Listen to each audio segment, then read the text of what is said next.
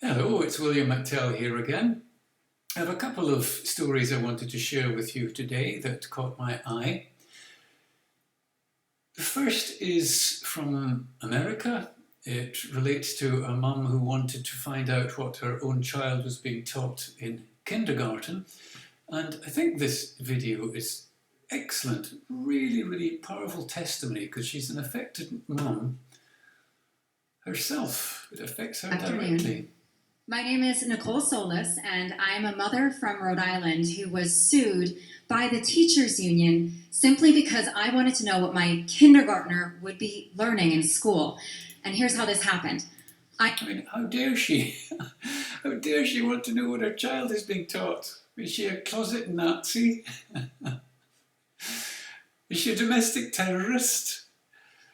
I asked to see the curriculum, and my school told me I had to submit a public records request. The curriculum wasn't posted online and it wasn't available in a school district. Then I asked them if they were teaching gender theory, and they told me that they don't call children boys. Gender theory. Now, which group is behind that ideology?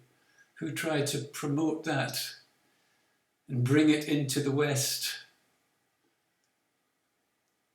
They don't call the children boys and girls. Just insane. But it's way past the point of just looking at it with scorn and shaking our heads in disbelief. We need to do something about it, or something about it has to be done. A solution needs to be found. And girls, and they embed the values of gender identity into every classroom, including kindergarten, and they didn't want to answer any of my questions further. So, I mean, it's beyond sick. Tiny little children at nursery school being force-fed propaganda about gender nonsense. I mean, it's nonsense even if they were 21, grown adults, but they're doing it. But to do it to young children is just obscene. They told me that they would communicate with me only through public records requests, and that is the only way I could get my questions answered. And when I did submit the public records request that they told me to submit, and I submitted hundreds because I had hundreds of questions, my school board then put my name on the agenda of a public school board meeting and held a public school board meeting to discuss suing me for submitting the request that they told me to submit. In a 5-hour-long school board meeting, they openly debated my moral character, my political motivations. They said that I was causing chaos, wreaking havoc, harming the district, harming children. One school board member even said she felt unsafe and started to cry because, as you see, I'm really scary standing here right now. Yeah, an excellent testimony, and she does well ridiculing the other side. And they really just tarred and feathered me for asking questions. And they had never met me before, and this was the first school board meeting that I had ever been to in my life. They wanted to send a message to other parents that if you ask questions, they will come after you. Well, at the end of this meeting, they decided they will come after you and label you as a domestic terrorist and treat you as such if they possibly can. That they wouldn't sue me for asking questions because they never intended on actually suing me. They just wanted to publicly humiliate me in a school board meeting that was a show trial. And when that happened, then the teachers union, the largest teachers union in the country, the NEA, did file a lawsuit against me to bully me and harass me with frivolous litigation and to send a message to other parents that if you ask questions about public education, they will come after you. Afternoon. So well done to her. I thought that was an excellent video. And her testimony was fabulous. A really eloquent speaker. It mattered to her, which makes it even stronger rather than it being broadcast from a studio and being done by a reporter or something. I thought it was really excellent, but it does show what we're up against. The vile scum establishment are after our children, our youngest members of society, the most vulnerable. The brains are most permeable at that age. And they want to peddle their sick degeneracy into the minds of Western children. The second story I wanted to cover today also is from America and has nothing to do with the ideology permeating kindergartens, schools, peddling degenerate filth, nothing at all. It's from Brooklyn in New York. The story has to go into the category of just bizarre. So, stained mattress, baby chair, secret tunnel unearthed at Brooklyn synagogue sparks wild speculations. New York police discovered a secret tunnel under a synagogue.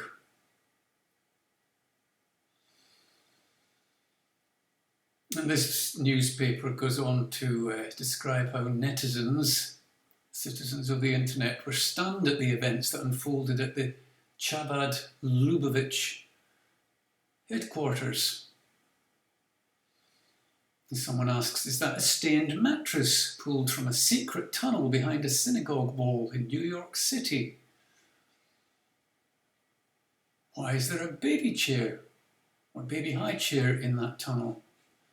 Now, I've read speculation that the tunnel linked to a children's museum. I don't know whether that's right or wrong. Is that a stained mattress pulled from a secret tunnel behind a synagogue wall in New York City? And there you can see what looks like a stained mattress to me. So is it blood or human excrement? I don't know. But it seems a riot unfolded as the New York Police Department responded to a discovery of an underground tunnel in Brooklyn Temple. Then someone asks, why would you build tunnels unless you're trying to be secretive? Surely that's pernicious anti-Semitism to ask questions like that. Probably a domestic terrorist. So the police were there on site.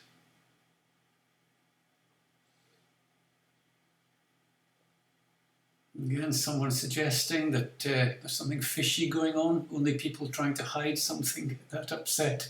How dare they suggest something like that? And referring to the stained mattress again.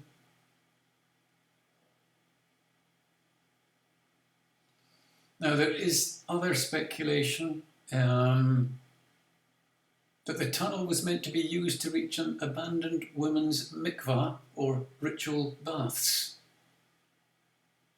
It added that the tunnel was meant to expand the synagogue, but it is unclear how that could be done. Very interesting indeed.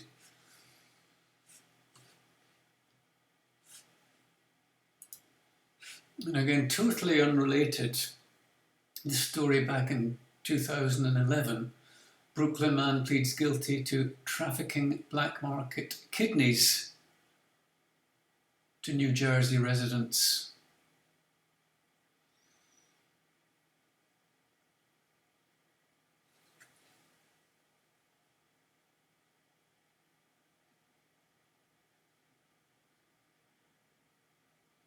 Levi Itzhak Rosenbaum, who told neighbours in Brooklyn he dabbled in construction and real estate,